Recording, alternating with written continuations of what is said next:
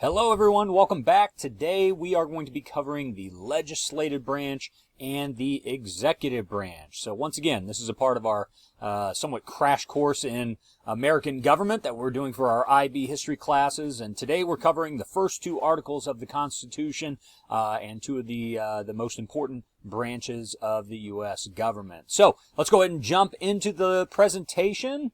All right, here we go. So the legislative branch, this is in Article 1. The founders put it first for a reason. They felt that the legislative branch needed to be the most powerful branch. That would change over time, and like all history shows us, is that the executive branch tends to assume more power over time, and that has been the case even with our own system. So we'll get into that a little bit later on. But the legislative branch was meant to be the most powerful of the three branches.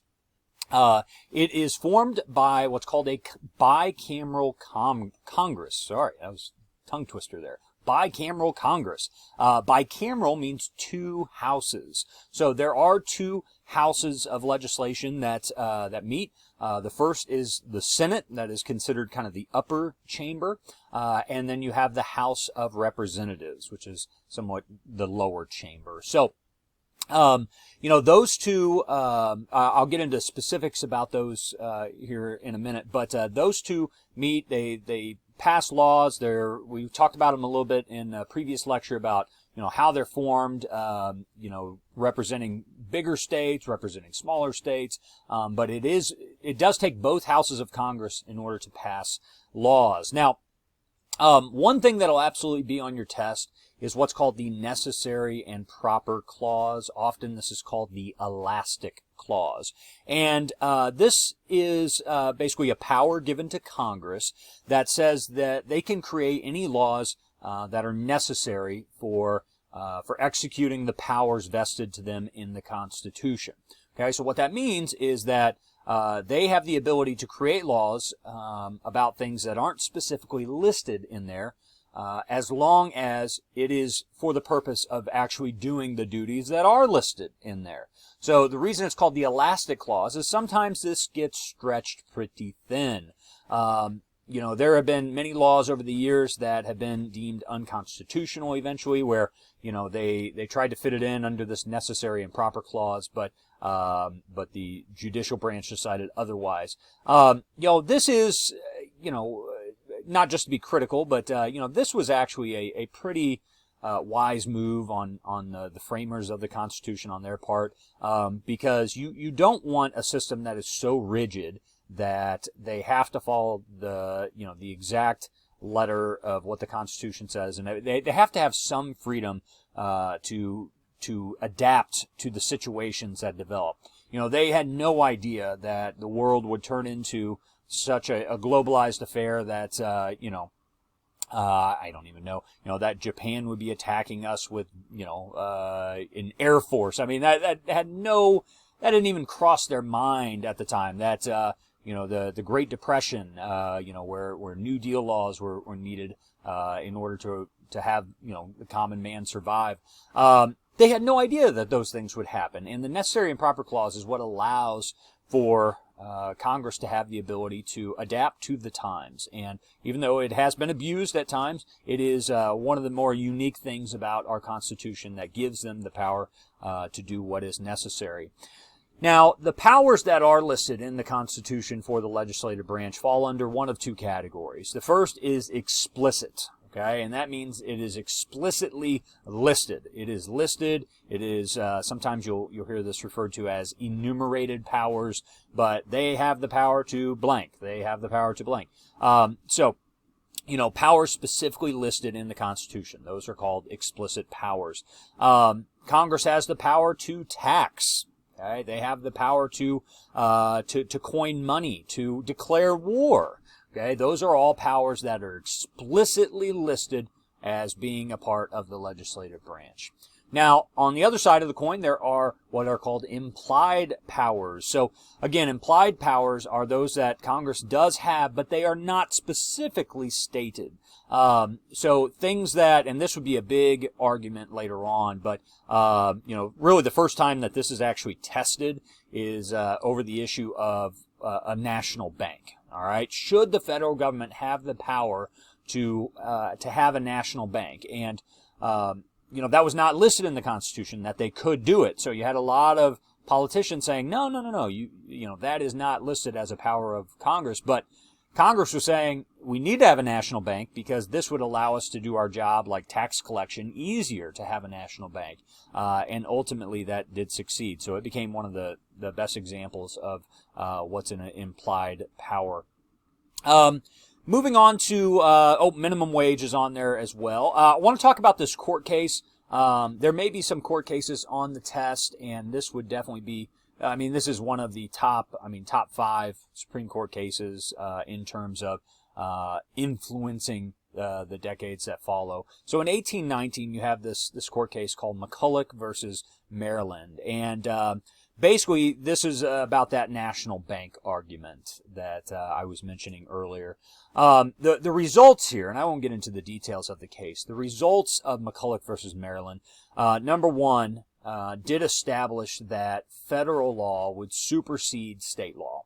Okay, so you have this situation where you have the federal government versus the state governments. State governments don't want to follow along. Basically, if it is something decided at the federal level that the states should be doing, they have to do it. That is one thing that the McCulloch versus Maryland results came up with. The second was this idea of implied powers, and again, the whole thing centering around the national bank, but that federal legislation that is reasonably related to their expressed or explicit powers is constitutional. So in that case, you had Chief Justice John Marshall rule in favor of the federal government, and basically said that the government does have power to do things not listed in the Constitution that would enable them to do their duties.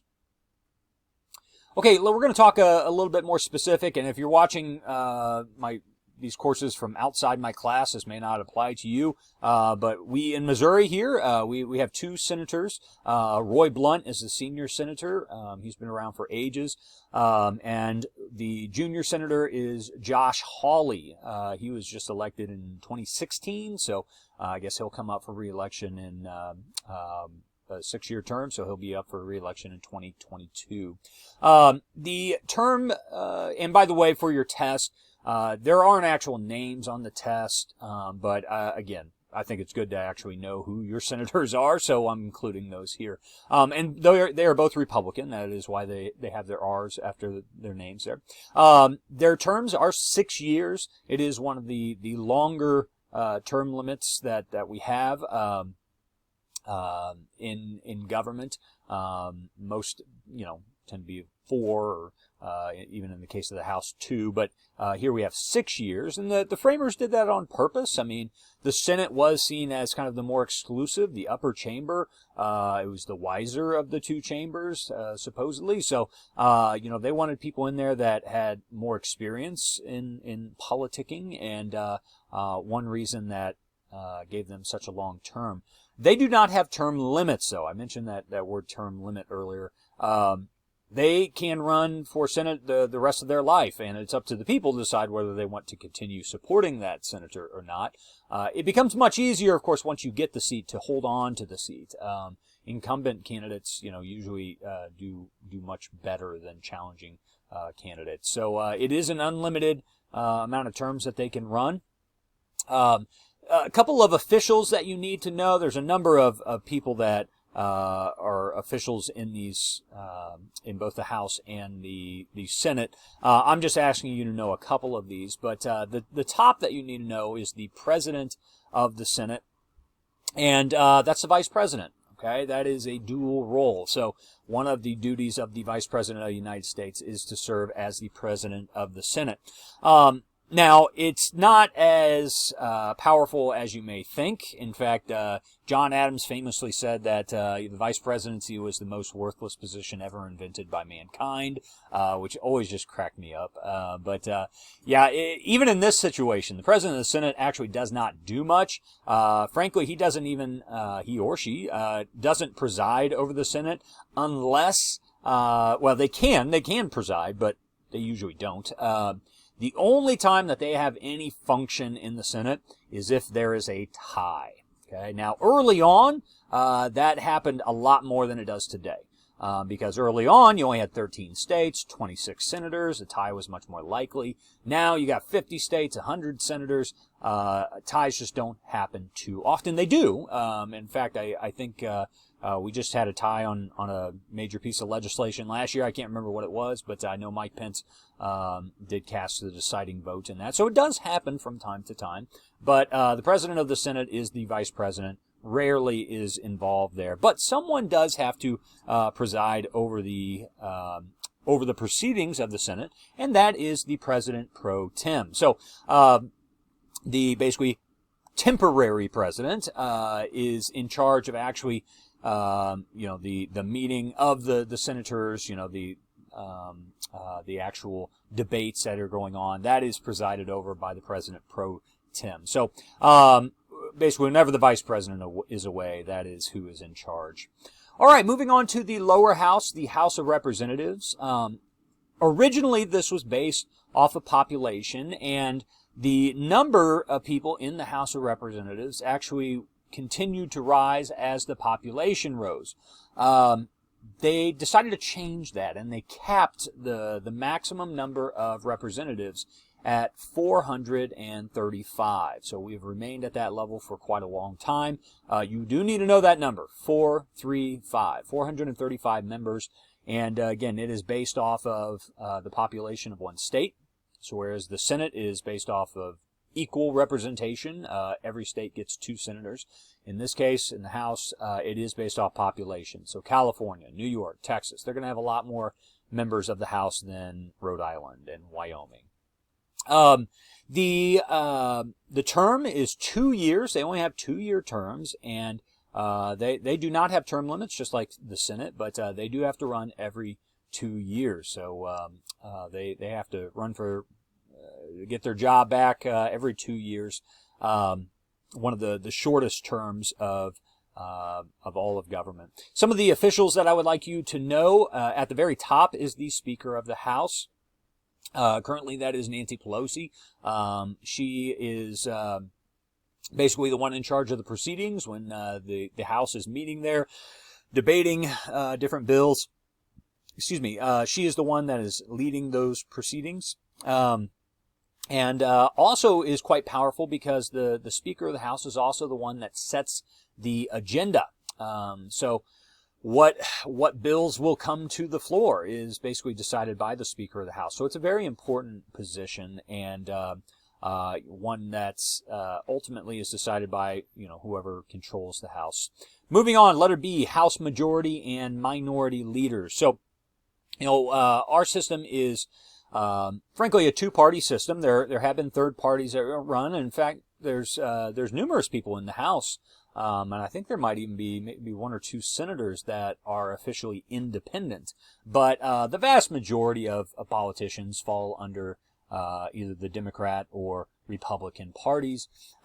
Whichever party has the most people in the House becomes the House Majority, and they will select a leader to become the House Majority Leader. And the House Majority Leader is very influential in not only scheduling, again, kind of legislative calendar, what bills are going to come up for discussion, but they're also in charge of managing committees, selecting what politicians will be a part of what committees, and there's a lot of backroom dealing that's going on at this level, with the House Majority and Minority Leaders, and that can flip-flop.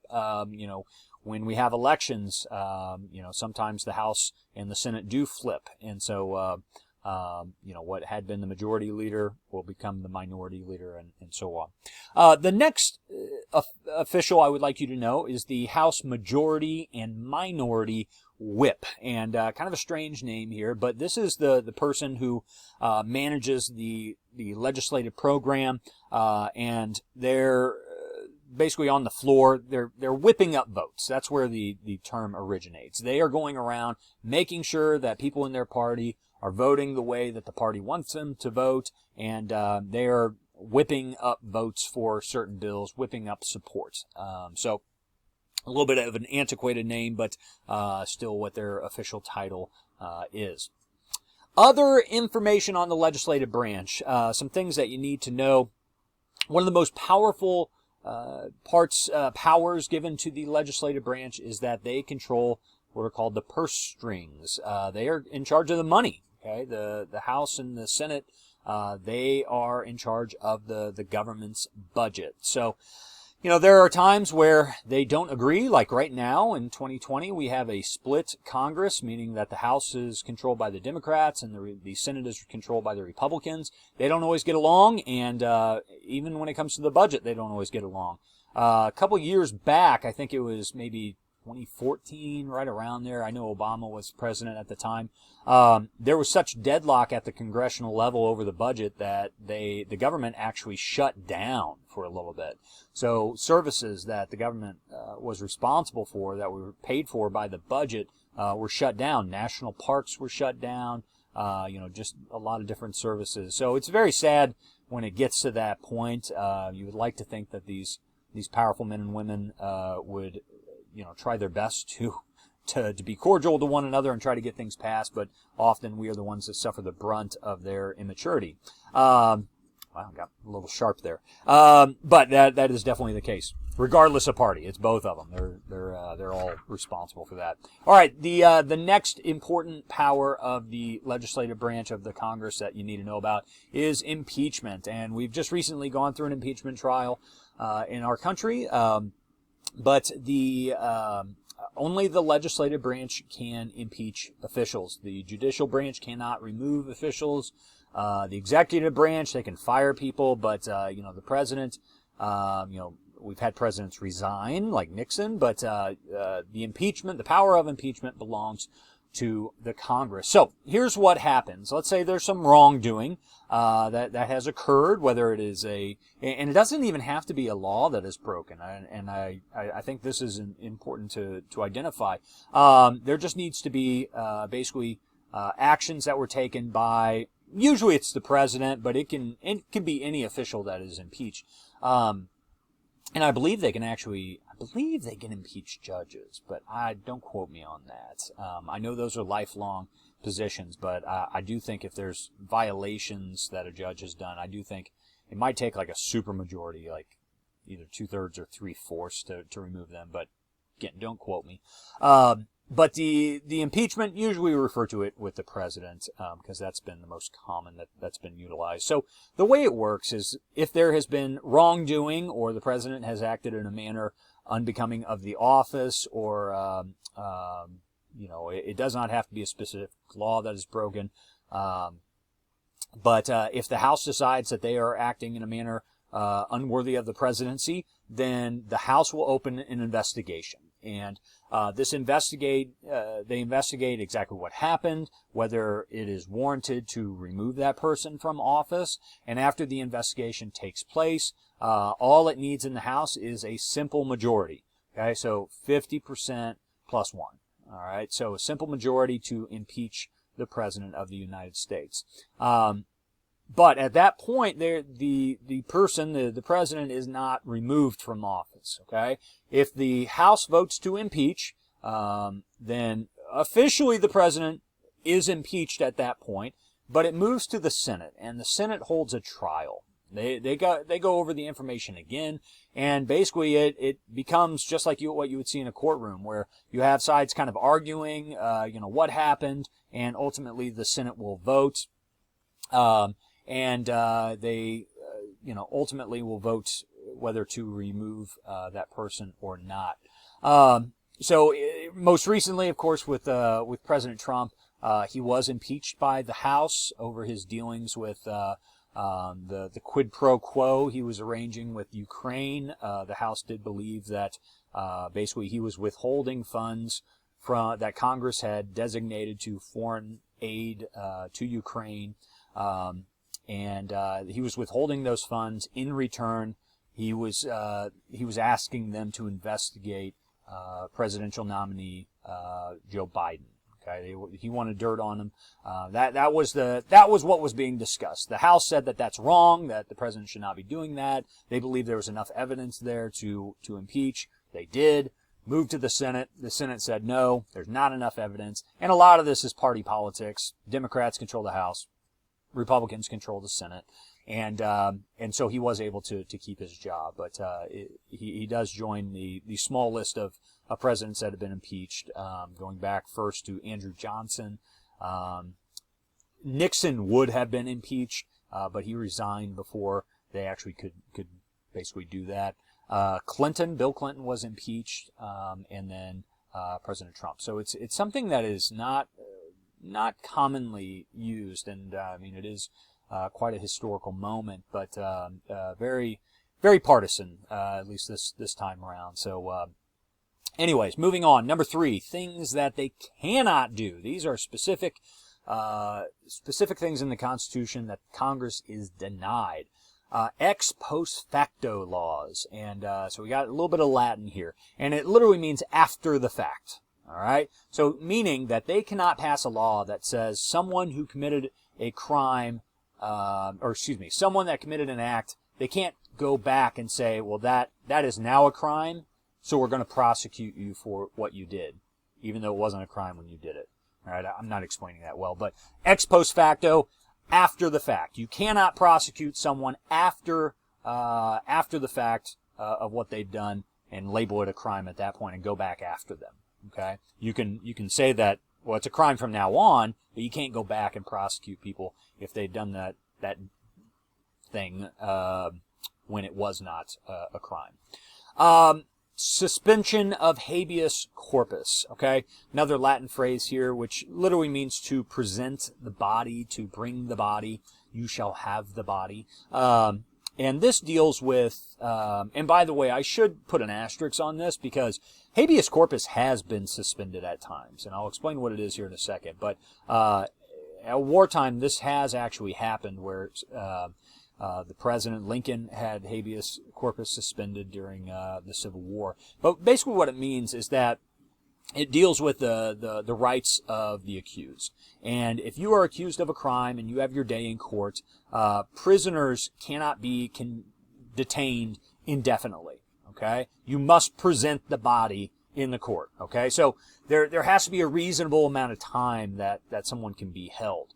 And, the laws have further defined what that time is, but basically they cannot be held indefinitely without being charged for a crime.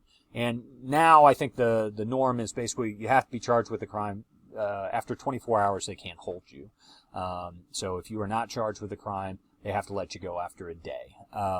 But at times, and I don't know, I'm very critical of presidents and Congress abusing habeas corpus, and I don't even think that war is necessarily a good reason to suspend it, but it has been suspended at times where you could arrest someone and, in terms of like a Confederate spy, and maybe you don't have as much information as you need to prosecute that person, but you know that they've done it, and you held on to them for months.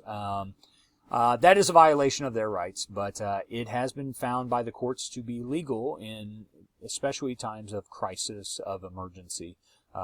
There's a lot of debate that can be had about the suspension of habeas corpus. All right, so how a bill becomes a law. This is a process that you need to know. So we're going to run through this fairly quickly, and I do have, I will link it in Schoology, but the famous Schoolhouse Rock, How a Bill Becomes a Law, it's perfect. It's so good for this. So I would like you to watch that, and it's a very catchy song, and hopefully it'll help you remember this. So every bill just starts out as an idea. All right, so there's something that is needed, but there's always a lot of research and writing that goes into creating a bill. Now, a bill can be started in either the House or the Senate, okay?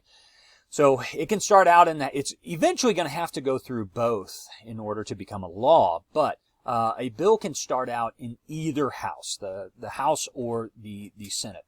If it is approved, and I'll go through kind of more of that process here in a minute, but if it is approved, it still does have to be approved by the other house before it becomes a law. So, but at the very beginning, it's an idea, okay? It is researched, it is written, and it is introduced, proposed into one of the houses, step 2. Now, each bill does need to have a sponsor. So if it starts out in the Senate, there does need to be at least one senator that sponsors that bill.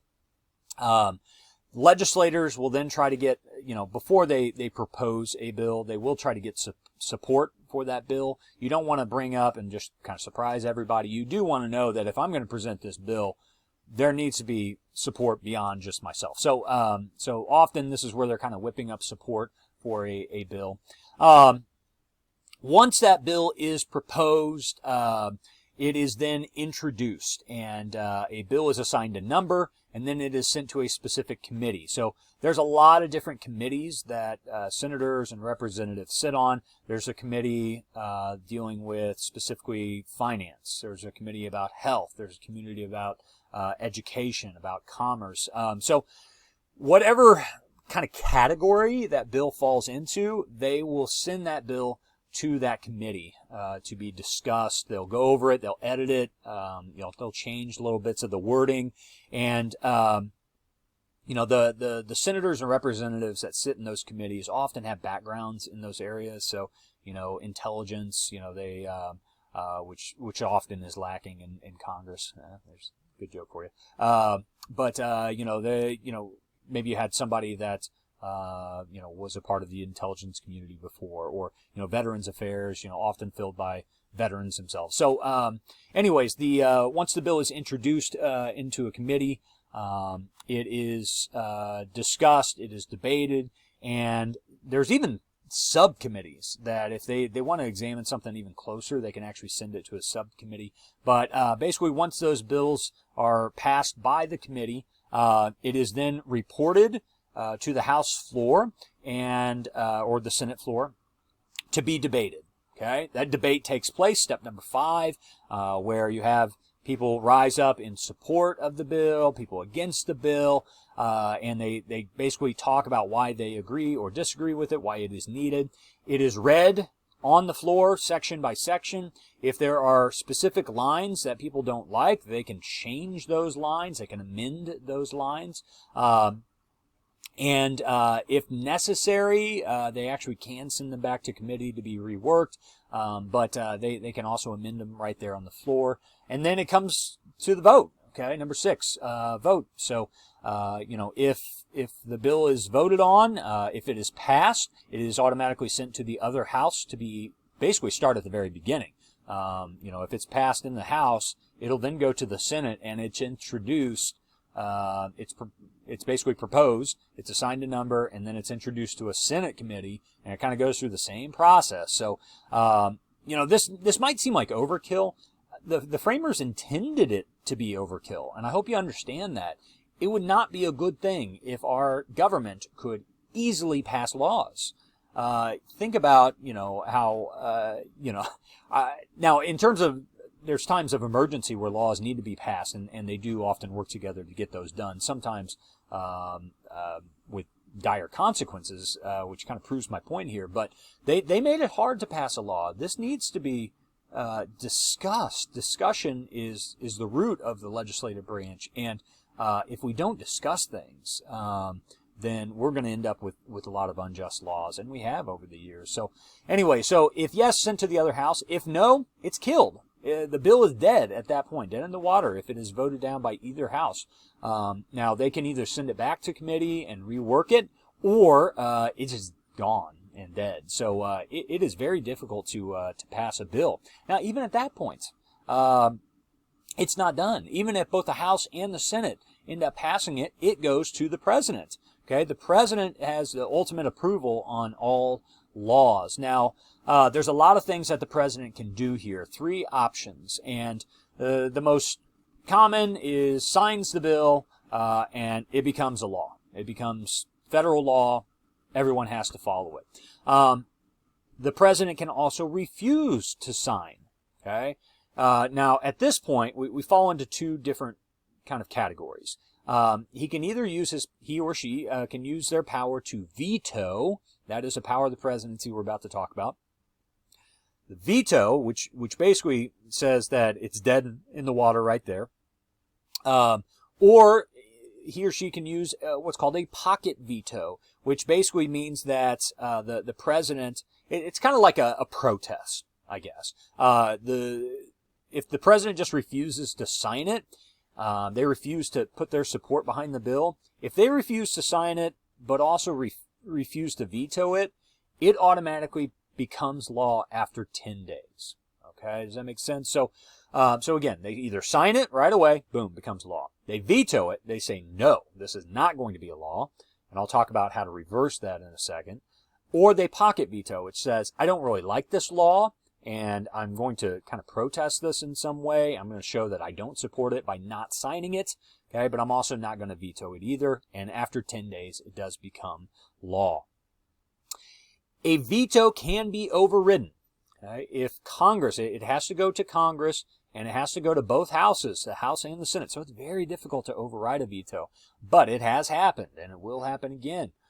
So if both houses agree that this should be a law, and they vote by 2/3, it takes a 2/3 majority in order for that to happen. So in the House, well, I shouldn't have started with them because that's a crazy number. I don't even know what it would be. In the Senate, though, 67. Okay, if you have 67 people, then that is 2/3, and it would override that veto. But to override a veto, you got to have it done by both houses of Congress. And finally, the bill becomes a law. So it's quite a process, and like I said, it was made to be a process, so that's a good thing. I do have the link in my presentation. If we were in class, I would normally show you. Moving on to the executive branch. This is not going to take nearly as much time, so fairly quick here. So the executive branch, of course, the main idea is that they are the ones executing the laws. They're the ones enforcing the laws. At the very top, think of it kind of like a pyramid. At the very top, you have the president, okay? And the president is responsible for the entire branch. They have a lot of duties. They serve as either, both the head of state, where, they represent the United States when they go to meetings like the G7. They are also the military commander-in-chief. So there's, they are in charge of the military. They are the last one to, they give the go or the no. And sometimes, military leadership forgets this. I go back to President Truman. You had one of the most famous generals in history, Douglas MacArthur, saying in the Korean War that we needed to nuke China, and Truman said, no way. And MacArthur wouldn't relent. He kept going on, and ultimately Truman said, listen, I'm the commander-in-chief, and if you're not willing to listen to me, you're fired. And basically fired one of the most famous generals in U.S. history. But MacArthur didn't understand, he was the commander-in-chief. It ultimately lie with the president. Let's talk about the qualifications for president. What you have to, what different qualifications there are. First of all, have to be a natural-born citizen, and this has fallen under some scrutiny over the last few decades, I would say. But given as we've gotten to become a much more diverse population, but the founders put this in there for a reason, and especially. They wanted people that they absolutely knew would be loyal to the country, or at least they should be loyal to the country, having been born here. But you do have to have been born within the United States to become president. You have to be at least 35 years old. Some of the youngest presidents we've ever had, I think, and this is kind of weird, but I think the youngest president we ever had was Teddy Roosevelt. But the youngest elected president we've ever had was JFK. And that's because Roosevelt took over as vice president when McKinley was assassinated. But Kennedy was the youngest elected president. And but you have to be at least 35 years old. And the final qualification is you have to be a permanent resident for the last 14 years. You can't have lived overseas and as your primary home. You have to have lived in the United States for the last 14 years. Now, the Electoral College, and I do have up here, of course, a picture of President Trump, and that is an election map from 2016. So you might be noticing some differences between that map and the map that we just got done with in 2020 here. But that is the Electoral College map. So I talked to all my classes about this during the election, but the Electoral College is the official body that elects the president. And I know today it seems kind of antiquated, but they did put this in there for a reason. I think it's worthy of our study here. But the candidate that receives the most electoral votes wins. So in this manner, just receiving the most popular votes does not guarantee you a victory as president. We've had that happen multiple times, where someone won the popular vote. Even recently, even with 2016, Hillary Clinton won the popular vote, but lost the electoral vote. And it happened with the reverse parties, the same parties in 2000. Al Gore won the popular vote, won more votes than George W. Bush, but he won the electoral votes. So the electoral votes are made up of the number of representatives for each state plus senators. So for Missouri, that's 10. We have 8 representatives, 2 senators, and that is so it's partially it's based off of population, but there is kind of that edge given when you add the senators in there to smaller states. So you got very low populated states like Wyoming, which, have like less than 1 million people in it, and they have 3, which doesn't sound like much, but when if you were to give, for every 1 million people, if you were to give 3 votes, goodness, I don't even know. States like California would have like 150. I don't know the specific numbers, but it is weighted towards, giving smaller states kind of more of a say, and that does have to do with the framers' intention early on. This was the Electoral College is kind of a middleman, and this was put in place for some protection in case there needed to be a change after the popular vote took place, frankly, it was in the best interest of Southerners, where they did have less population there. They didn't want the North deciding the presidential election every time just because they had more people. So this was something that was put in place to kind of counterbalance that a little bit. But it is not democratic. It is not the most democratic system we have. But there's reasons that trying to balance that urban versus rural population base. So again, I'm not here to tell you whether it's right or wrong. I understand the frustration, but it is a part of our system, and a system that has been functioning for the most part pretty well over the last 240 years. Powers of the presidency. So they do have some legislative roles, and they, as I mentioned earlier, they're the ones that sign bills, become laws. They either veto or they can use the pocket bill. So they do have some legislative duties there. Their role as executive, though, of executing the laws, as I said, they are the commander-in-chief. I shared that story about Truman a bit ago.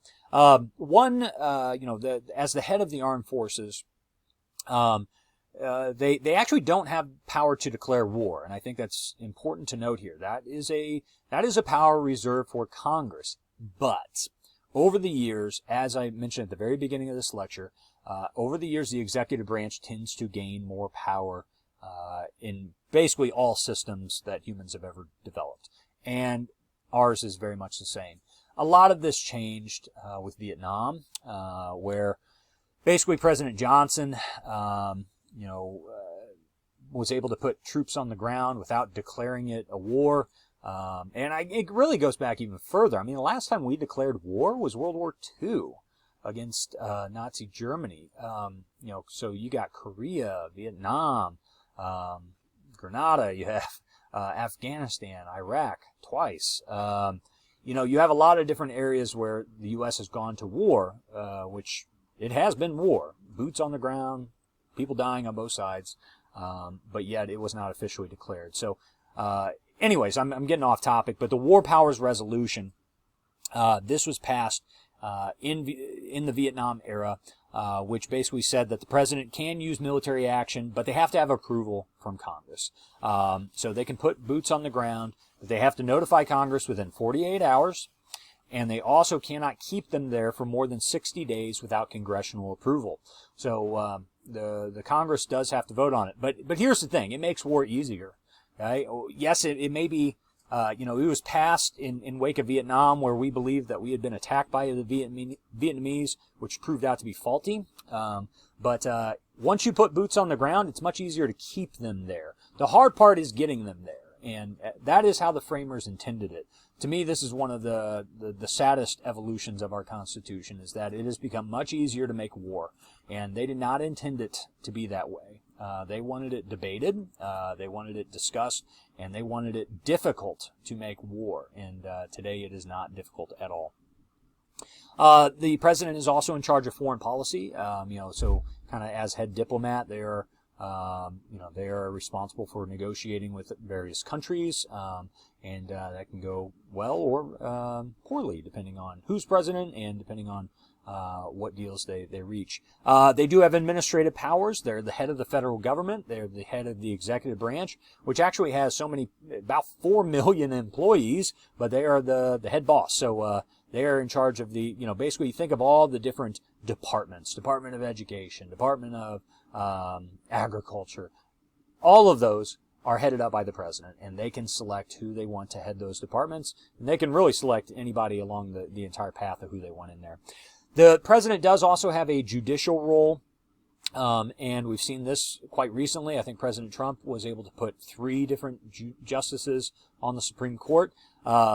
So the judicial role is that the president checks this is basically the president's check on the system by placing judges in federal judgeships, most of which are for life. So it is a very big deal. The president also has many ceremonial duties, and these are things not listed officially in the Constitution, but things that they often will do, tradition that says the president will do them. For instance, throwing out the first pitch at baseball games. Okay, that's a tradition going back 100 years. Pardoning a turkey on Thanksgiving. That is something that goes back quite a while. So there's different duties that they are expected to perform, but are not enumerated. The president does have term limits, and this is actually a fairly new thing. The 22nd Amendment was passed that said no person shall be elected more than twice. There are scenarios in which somebody could serve as president more than twice, but they could not be elected to that position. But if Obama was selected as a vice president and then the president were to die, that would put him as the president, but not elected for a third time. So I'm sure the nation would handle that quite well. Anyways, but the 22nd Amendment does prevent more than 2 terms. Up until FDR, it was tradition that presidents would step aside after 2 terms. FDR came in beginning of the Great Depression, then World War II, and the country decided, enough of tradition.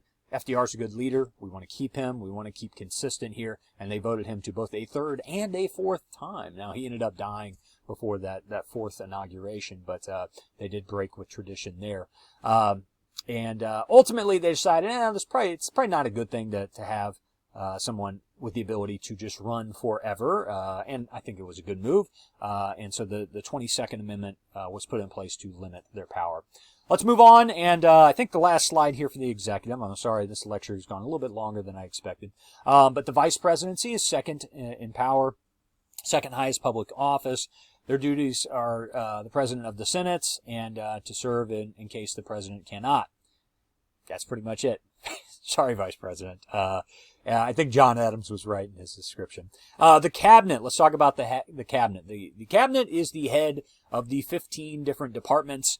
And they basically are a council of advisors to the President of the United States. So if the President is wise, they often will listen to that cabinet for advice, but they do not have to accept it. So basically, they're supposed to be experts in their field. Sometimes they are not. looking at you, Department of Education. Yeah, sometimes they're supposed to be experts in their field, providing solid intelligence to the president to make decisions. That does not always happen. Let's talk about the various departments. As I mentioned, there are 15 departments, and this is where the day-to-day enforcement happens. At the very top, you have the State Department, and this is in charge of international relations and implementing that foreign policy. They are headed up by the Secretary of State, a very powerful, very important position. This is the head diplomat, specifically chosen by the president. They have to be confirmed by the Senate, so a very, very big deal. So, the person that is often meeting with the other heads of state is the Secretary of State, and it's a very, very important position that we have someone who is able to negotiate well, and someone that is able to, keep the United States in a positive light. Number 2 there, the Department of the Treasury. I include this one. We're not going to talk about all the different departments, but this is an important one because they have the duty of, not only printing money, but, minting all paper currency and coin. They also are the ones that collect taxes through the Internal Revenue Service, which is a part of the Department of the Treasury. So just to give you an example of how they enforce laws, right? Congress passes a law saying we have an income tax, has to be enforced some way. The Department of the Treasury through the IRS is the ones that do that. Third department I want to discuss is the Justice Department. So here you have, it's headed up by the Attorney General, and the Justice Department enforces that law, prosecutes criminals. The Attorney General is basically the head lawyer for the United States. They are the ones that prosecute. They themselves can prosecute if it's a really high case, but otherwise they will often assign prosecutors to various federal crimes that have been committed. Other departments include things like the Interior, which handles, all government land within the United States. Wildlife would be under that banner. Transportation, energy, education, Veterans Affairs, Homeland Security, which is one of the newest departments, combined a lot of some of the others in post 9/11.